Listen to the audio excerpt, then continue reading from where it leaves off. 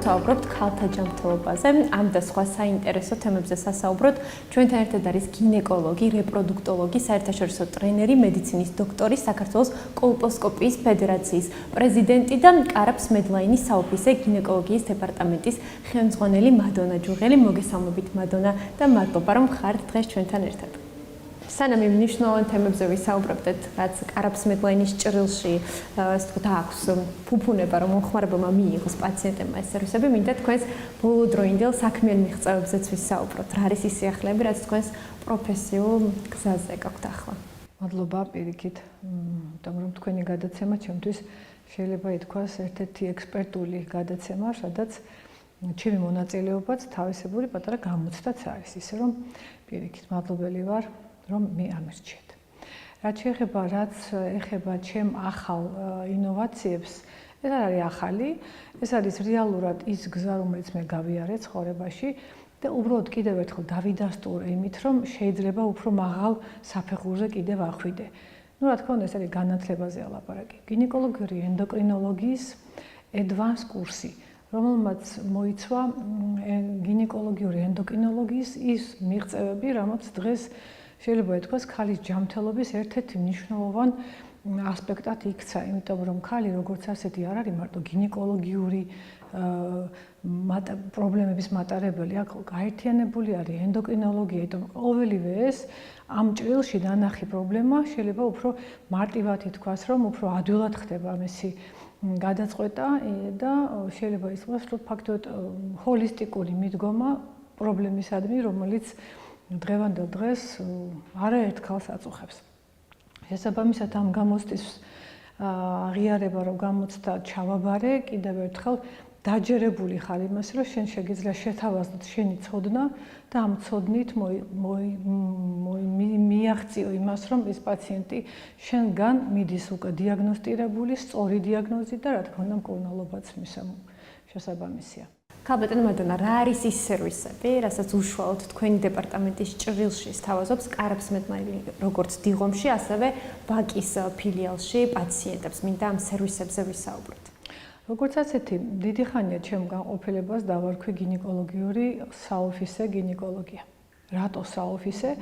იმიტომ რომ პაციენტი რომ მოდის შენთან, მას ფაქტობრივად უყურებ როგორც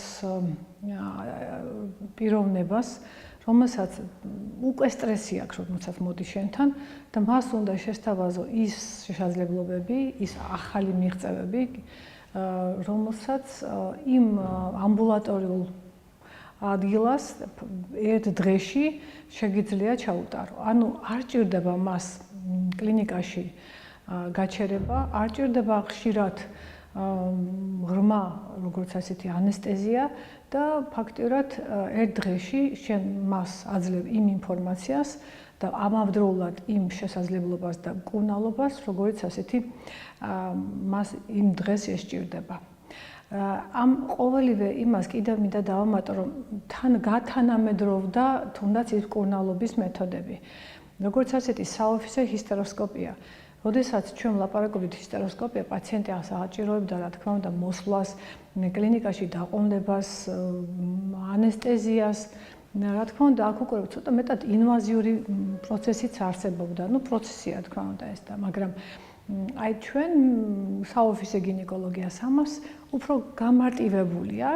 რა თქმა უნდა, ეს არ ნიშნავს, რომ დიდ ჰისტეროსკოპიას, რეზექტოსკოპიას თავისი ნიშა არ აქვს, რა თქმა უნდა, ეს დიდი ოპერაციული ჩარევა, მაგრამ იმ შესაძლებლობას, რომელსაც საოფისე გინეკოლოგია თავაზობს, საკმაოდ დიდი მოცულობა აქვს. ასევე, როგორც ასეთი, აქ კიდევ ვლაპარაკობ, ქალის მდგომარეობა იკვლება არა იმით, რომ მარტო რაღაც ესეთი მარტივი ესეთი პროცესი გამოკვლევა, ის ნაცხი მაგალითად, ან თუნდაც პაპ ტესტი, არამედ აქაც ჰოლისტიკური მიდგომა დაწყებული PCR დიაგნოსტიკით, ანუ ნაცხის PCR დიაგნოსტიკით. ჩვენ ვაკეთებთ საერთაშორისო სყელის სრულ კვლევას, ეს არის სპექტრული გამოსახულებითი კოლპოსკოპია, რომელიც შეიძლება ითქვას, ეს არის ხელოვნური ინტელექტი, და როდესაც შეიძლება სუბიექტური მეთოდი გაამყარო ობიექტური მეთოდით. ანუ როგორც კომპიუტერული დიაგნოსტიკა და ფაქტობრივად თვითონ კომპიუტერი სვავს დიაგნოზს და შენ როგორც ექიმი ამას უყურებ, აბალანსებ და აჯამებ. ეს უკვე ძალიან მნიშვნელოვანია. რა თქმა უნდა, აქ უკვე ლაპარაკია იმუნოჰისტოქიმიაზე, როდესაც ჩვენ ხედავთ, რომ მაგალითად პათოლოგია ხო და მორფოლოგიური დიაგნოსტიკა. აღმოჩნდა, რომ მორფოლოგიაც არ არის ოქროს სტანდარტი და შესაბამისად ჩვენ შეგვიძლია იმუნოჰისტოქიმიური კვლევით დავედასტუროთ დიაგნოზი. ეს უკვე კიდევ ერთი მაღალი ნიშა იმისი, რომ საოფისე გინეკოლოგიაში შენ შეგიძლია ეს თემა ასევე გაამყარო მისი დიაგნოზი. რაც შეეხება, მინდა ვთქვა რეაბილიტაციურ გინეკოლოგიაზე. ანუ თქვენ ახსენეთ, შეიძლება ითქვას ესთეტიკური გინეკოლოგია. ესთეტიკური მე უფრო ვიტყვი რეაბილიტაციური. ანუ როდესაც ჩვენ ამავდროულად გვაქვს პრობლემა, რომელსაც ხშირად ქალი არ აღიარებს, შეიძლება ეს არის სექსუალური დისფუნქციები და აი ამ ჭრილში შეფასებული ქალის პრობლემა. შეიძლება ეს იყოს, როგორც გითხარით, რეაბილიტაცია მცირე მენჯის, ფსკერის, კუნთების რეაბილიტაცია, რომელსაც აი ხა დღეს თქვენ მკითხეთ სად ვიყავი. დიახ, ეს იყო მცირე მენჯის ფსკერის, ან მცირე მენჯის კუნთების პრობლემა, რომელიც ხშირად შეიძლება ითქვას, რომ იწვევს სულ სხვა კლინიკურ ნიშანს, მაგალითად წელის ტკივილს. ან მაგალითად სქესობრივ დისფუნქციას, ან შეუძლებლობას თუნდაც მივაღწიოთ ორგაზმს. და აქ არის ელემენტარულად ავიღოთ მცირე მენჯის კუნთების სპაზმი და თუ ამას სწორად დასვამ დიაგნოზს, ფაქტობრივად ქალი შეიძლება ერთ კვირაში, ორ კვირაში სპეციალური ეს არის ვარჯიშებით, ეს არის მოსადონებელი ვარჯიშები, რა თქმა უნდა, ამას კვლევა ჭირდება. მოახდენ იმხელა მეტამორფოზს, ან ფაქტობრივად შეუცვლი ქალს ცხოვრების ხარისხს და ის აბსოლუტურად კმაყოფილი მედის. ან მაგალითად ქალბატონს აქვს პრობლემა, ეს არის თუნდაც ვაგინალური სიმშრალე, ეს თუნდაც არის მაგალითად ვიზუალური, არა ესთეტიკური ვიზუალური მხარე მისი სასქესო ორგანოების. აქაც შესაძლებელია მარტივად რომ ვთქვათ, ის ესთეტიკა, რომელსაც ჩვენ თუნდაც კოსმეტოლოგიაში ვიღებთ, ასევე შესაძლებელია, რა თქმა უნდა, დამყარებულია სამედიცინო, სამეცნიერო კვლევებზე ჩატარდეს თუნდაც პლაზმოთერაპია, სხვადასხვა ტიპის ფილერებით ესეთი აუგმენტაცია მცირე ბაგეების. ანუ შეხედეთ, ასევე ძალიან საშუალება გვაქვს, როდესაც არის მაგალითად სიმშრალე და ჩვენ არ შეგვიძლია მენოპაუზალური ჰორმონოთერაპიის დანიშვნა და ჩვენ გვაქვს იმდანად ძალიან ესეთი შემიძლია თქვა საამაყო საშუალება, ეს არის რეფრაქტორული CO2 ლაზერი მონალიზას უძახით, რომელსაც საშუალება აქვს, რომ აი ეს ვაგინალური სიმშრალე, დისკომფორტი, თუნდაც ტკივილი სქესობრივი ურთიერთობის დროს მოახდინოს ამისი გამოჯამთელება და შედეგიანობას მიღება. რა თქმა უნდა, ასევე ამ ლაზერსაც, აი ახლა სადაც ვიყავი, უფრო მეტი საშუალება ქონია და ეს მაგალითად თუნდაც ავიღოთ შარდის სტრესული შეუკავებლობა. როდესაც სწორად დასვამ დიაგნოზს, მე არ ვლაპარაკობ, რა თქმა უნდა, იმ სხვადასხვა იცეთ ღრმა ნევროლოგიურ დარღვევებზე, თუნდაც უროლოგიაში სხვადასხვა პრობლემების, რომელსაც ქალია, რა თქმა უნდა, უროლოგის ჩართულობა საჭიროა, მაგრამ თუ სწორად დასვამ დიაგნოზს, რეალურად არსებული შარდის სტრესული შეუკავებლობაც ამ აპარატური ტექნოლოგიებით შესაძლებელია ამისი მკურნალობა. ანუ კომპლექსური მიდგომა, ხედავთ როგორი ესეთი თემა, აი ნუ საოფისე გინეკოლოგიამ რამდენი რაღაც მოიცვა. ეს არის როგორც ასეთი გინეკოლოგიური ენდოკრინოლოგია, ეს არის ასე ვთქვათ, კიბოსწინარე დაავადებების დროული და სწორი დიაგნოსტიკა, არა მარტო სუბიექტური, არამედ ობიექტური მეთოდებით, ხედავთ, აი კომპიუტერული დიაგნოსტიკა ვილაპარაკე, ასევე საოფისე ჰისტეროსკოპია, როდესაც არ არის საჭირო კლინიკაში გაჩერება, დიდი ანესტეზია, თუნდაც ვირგო პაციენტებში, ანუ ქალბატონებთან, რომელსაც ჯერ არ უცხოვრიათ სქესობრივი ურთიერთობით, მაგათ იქ არის პათოლოგია, ჩვენ შეგვიძლია აბსოლუტურად მისთვის, მომავლისთვის დამზოგველად გავუკეთოთ საოფისე ჰისტეროსკოპით აი ამ პრობლემის მოგვარება. და რა თქმა უნდა, სქესობრივი დისფუნქცია, რომელიც ასე ადვილად გასატარებელი არ არის, იმიტომ რომ ეს ჩვენი ცხოვრების ერთ-ერთი პრობლემაა და მასაც ჩვენ შესაძლებელია, რომ სწორი მიდგომით სწორი ინფორმაცია დავდოთ და თქმა უნდა მკურნალობაც შევასრულოთ. კი ბატონო, ქალთა ჯანმრთელობის საკითხებს შეეხეთ ახლა საქართველოში. რამდენად მაღალია ცნობიერება ქალების მხრიდან ზოგადად მათ შორის იმ სერვისების აუცილებლობაზე, რაც თქვენ ჩამოთვალეთ, რამდენად იზრდება მომართვიანობა მათი მხრიდან და რამდენად აქცევენ ყურადღებას ამ სერვისებს მათ შორის, რამდენად ცვლიან საჭიროდ, რომ ეს ის საკითხებია, რაც დღის წესრიგში უნდა დააყენონ. ჩვენ ვიზდებით. იმიტომ რომ რა თქმა უნდა თქვენი დახმარებით მასმედიას აქვს უდიდესი როლი ამაში და თუნდაც ის რომ ჩვენი განათლებაც იზრდება. მარტო ის რომ მე ექიმი ვარ დღეს დიპლომი მივიღე, რა თქმა უნდა ამით ვერ გაიზრდება ვერც შენ და ვერც საზოგადოება. ასე რომ ჩვენ უნდა ვთქვათ და ისინი ჩვენ მოყვებიან და როგორც ვიცით რომ დღევანდელ დღეს მასმედიას როგორც ასეთი ასევე სოცმედიას დიდი როლი აქვს და გვაქვს ასეთი პლატფორმა, რომელიც კოვიდის პერიოდში შევქმნილი.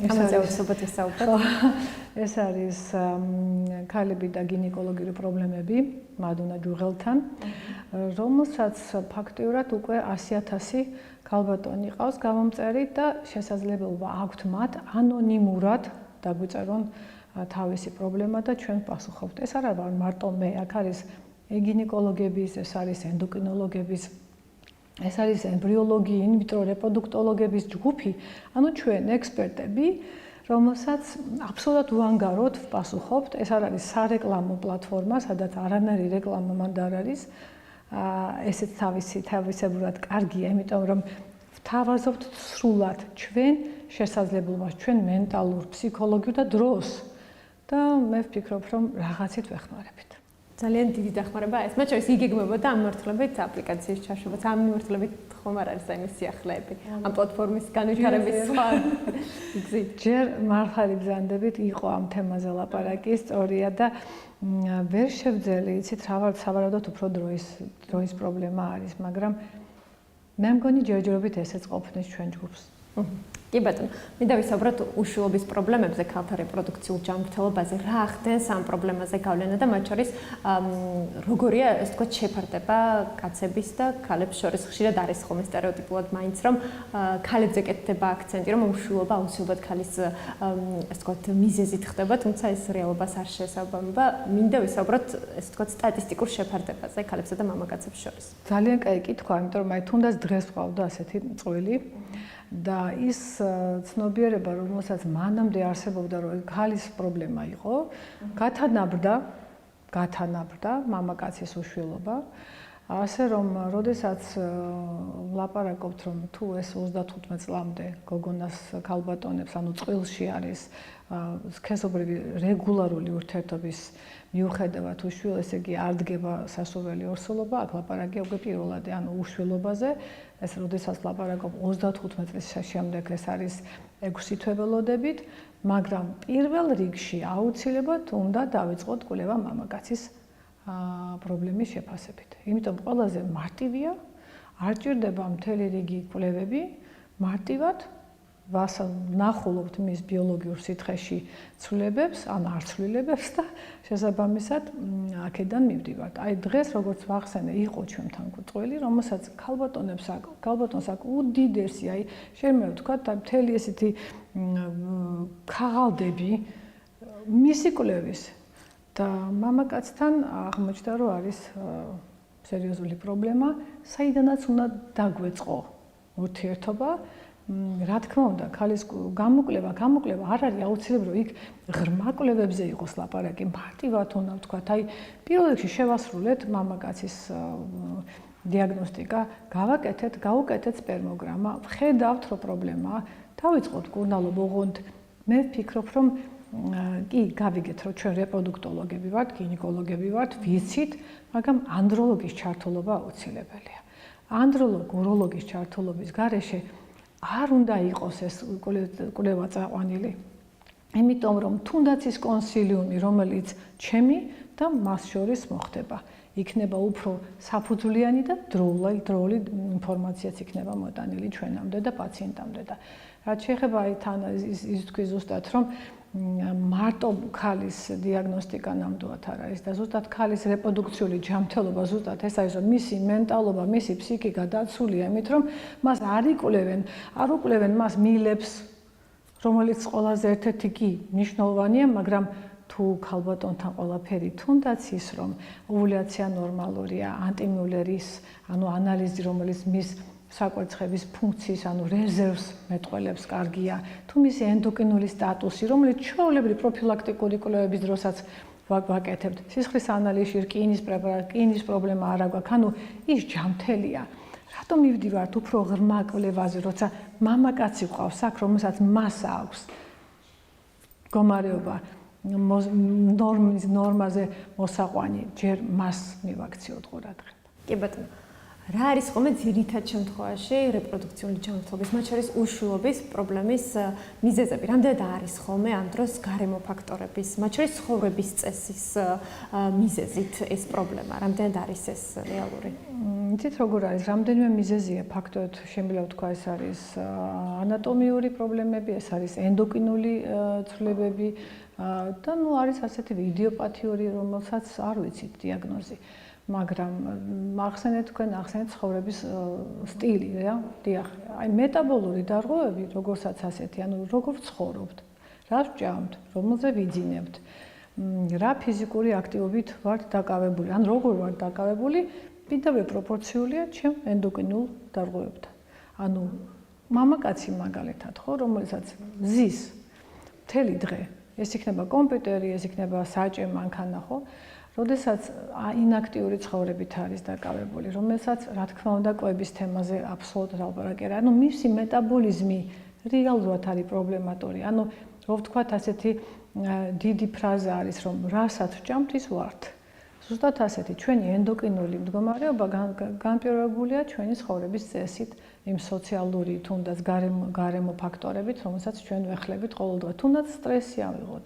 თუნდაც სტრესის ფაქტორის მოშორების შემდეგ უშვილობა, რომელიც იყო მანამდე, თუნდაც იდიოპათიური, არ ვიცით, ხო? მომხდარა, რომ ორსულობა დამდგარა. ესე რომ კითხვა კარგია და პასუხიც ეს არის, რომ შევეცადოთ, რომ იქიდან რომ ვიწყებთ, რომ რაღაცა პრეპარატებს უნიშნავთ, მოდი ჯერ ვკითხოთ, რა ცხოვრების წესით ცხოვრობს ან ერთი ან მეორე. კი ბატონო. ორსულობის დაგეგმვაზეც მინდა გკითხოთ, რამდენად მნიშვნელოვანია ეს და რა საფრთხეებს აცილებს ეს ქალს? პირველ რიგში დაგეგმა ყოველთვის კარგია, ხო?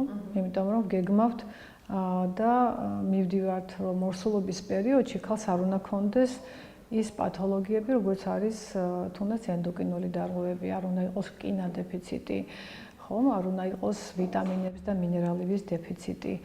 და ეს ყოველივე იმას გვაძლევს, რომ ორსულობა იყოს ფიზიოლოგიური და არ იყოს პათოლოგიური და როდესაც ჩვენ ორსულობის პერიოდში სამწუხაროდ ვერ მკურნალობთ, თუნდაც ეს იქნება ინფექციები. ავიღოთ აქედან. ამ დროს ასჭიროა, რომ წინასწარ ვიცოდეთ, ხომ არ არის რამე ისეთი პრობლემა, რომელსაც ინფექცია ქვია, რომ მანამდე მკურნალობა ჩატარდეს ორივე წყილში და მერე დაიგეგმოს ორსულობა. ყველა ორსულობა უნდა იყოს ფიზიოლოგიური. კი ბატონო, პაპილომავირუსის ვაქცინაციასთან დაკავშირებით მინდა გკითხოთ, რამდენად ზარდია სტატისტიკა, თქვენ როგორ შეაფასებდით ამ პროცესს, რა საფრთხეებს არიდებს ეს ქალს? ამ მიმართულებით მინდა გავცეთ რჩევების. ძალიან კარგი კითხვა. მე როგორც ასეთი დღეს ვარ ჯანმოს, ეს არის საერთაშორისო ორგანიზაცია, იმის ექსპერტი ვაქცინაციის ირგვლივ, პაპილომავირუსის ვაქცინაციის. ჩვენ ვაკეთებთ, უკვე ჩავატარეთ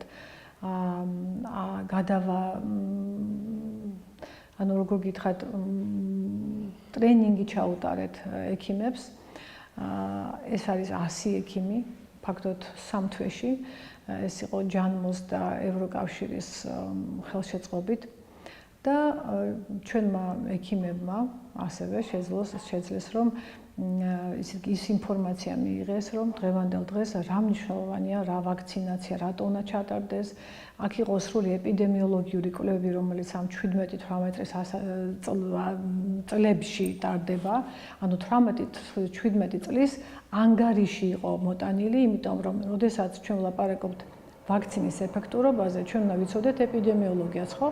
პირველ რიგში ეპიდემიოლოგიური კვლევების საფუძველზე იყო ეს ინფორმაცია მიღებული, რა თქმა უნდა, ექიმებს რო უტარებ ტრენინგს, ექიმმა უნდა იცოდეს არა მარტო რომ ეს კარგია, რატომ არის კარგი და რამხელა მისი ბენეფიტი, ანუ ეფექტურობა და რა არის რისკი. ყოველთვის, როდესაც პაციენტს ან პაციენტის თუნდაც ბავშვს ექნება მოზარდი, მისი მშობელი, როდესაც ეუბნები რომ ვაქცინაცია მნიშვნელოვანია, უნდა დაუდასტურო რატო არის მნიშვნელოვანი და ასევე რა რისკებთან არის კავშირში. ხო და აი ზუსტად ამაზე მინდა ვთქვა, რომ თუ ვაქცინა ჩატარებულია 17 წლამდე, ეს არის ფაქტობრივად მოწოდება დედების, მამების, რომ 90%-ით გოგონა დაცულია საშუალო წყლის კიბოსგან. ამაზე მეტი ინფორმაცია რა უნდა უთხრა მე მშობელს, რომ იმან ეს სწორად მიიღოს დაცვა მომავლის მისი ონკოლოგიის, იმიტომ რომ ერთ-ერთი კიბოა, რომელიც ვიცით, რამ განაპირობა. ეს არის პაპილომა ვირუსი, ეს არის საშნოსნო წყლის კიბო და არა მარტო საშნოსნო წყლის კიბო. აქ ლაპარაკია ოროფარინგიალური, ანუ ცხვირხახა. როდესაც ვლაპარაკობთ გოგონებზე, აუცილებლად უნდა ვიფიქროთ ბიჭებზეც. ანუ თუ ჩვენ ორივე გოგონასაც და ბიჭსაც ჩაუტარებთ ვაქცინაციას, გოგონაც და ბიჭი დაცული იქნება, როგორც ასოს კიბოსგან, გოგონა ყელის კიბო, ულვა, საშო და ასევე ოროფარინგიალური კიბო, რომელიც ფაქტიურად ბოლო წლები, ბოლო 10 წელი მოიმატა და რეალურად მსოფლიოში საშუალო წყლის კიბოს გაასწრო. ასე რომ რაც რა საჭირო. ქალბატონო მადონა, საუბრის ბოლოს მინდა შევაჯამოთ, ვთქვათ, რა გეგმები გაქვთ თქვენს პროფესიულ საქმიანობაში, ზოგადად კლინიკის ჭრილშიც საინტერესო იქნება. როგორც ასეთი რეაბილიტაციური გინეკოლოგია. მე კიდევ ამბობ, რომ მას აქვს უდიდესი ნიშა დღეს მსოფლიოში. აქ რა თქმა უნდა მარტო ჩემი ჩართულობა არ არის საჭირო, აქ საჭიროა კიდევ ქირურგიის გაერთიანება, იმიტომ რომ ხშირად არის ხოლმე მშობერობის შემდგომი ის პრობლემები, რომელმაც რა თქმა უნდა ქირურგიას უნდა კონდეს ადგილი, მაგრამ ასევე არის არაქირურგიული, არაინვაზიური ჩართულობა, რომ ქალმა რეაბილიტაცია მოახდინოს. რეაბილიტაცია დღევანდელ დღეს შეიძლება ითქვას, რომ ეს არის მარტივი ვარჯიშებით, მაგრამ საკმაოდ დიდი შედეგებით. მცირე მენჯის ფსკერის აღდგენის ვარჯიშებია, რომელსაც პაციენტი იკეთებს სპეციალურ აპარატით, იმიტომ რომ აპარატი აფიქსირებს მის კუნთის მუშაობას, ის სწორად აკეთებს ამ ვარჯიშს და შესაბამისად რეალურად ეს როგორც ასეთი ყოველი მშობერობის შემდეგ ქალს როგორც პროტოკოლი ისე უნდა კონდეს ეს და მას უნდა ასწავლო როგორ უნდა ივარჯიშოს, რომ შემდგომში ის ესეთი ღრმა დარღვევები, რომელსაც მე ხასიათდება როგორც ასეთი დაწევა და შემდგომ ესე იგი შარდის შეუკავებლობები, თუნდაც შეუძლებლობა სქესობრივი ურთიერთობის, აი ეს რაღაც ყველაფერი ის ავიცნოთ. ანუ თქვენ კარგი კითხვა დამისვით. ჩემი მომავალი გეგმა, როგორც თავიდან დავიწყე პრევენციული მედიცინა, ანუ როგორ დავიწყე მე, ფაქტობრივად დავიწყე, რომ პრევენციას ვაკეთებდით იმის, რომ საშუალო წყელზე არ განვითარდეს ონკოლოგია. აი პრევენცია იმისი, რომ ქალს ხვალინდელი დღე კონდეს ჯანმრთელი, როგორც სექსუალურ ჭრილში, ისევე როგორც რეპროდუქციულ ჭრილში, ასევე შესაბამისად როგორც ქალური პრობლემების თავიდან აცილების, როგორც ასეთი უროლოგიური პრობლემების. ანუ მოცულობა საკმაოდ დიდია და არ ვჩერდები. ძალიან დიდი მადლობა ამისთვის. მადლობა საინტერესო რჩევებისთვის, საინტერესო ინტერვიუებისთვის და წარმატებები. დარწმუნებული ვარ, არაერთხელ შევხვდებით საინტერესო თემებზე სასწაულს. მადლობა კიდევ ერთხელ, მადონა ჯუღელი იყო ჩვენთან ერთად.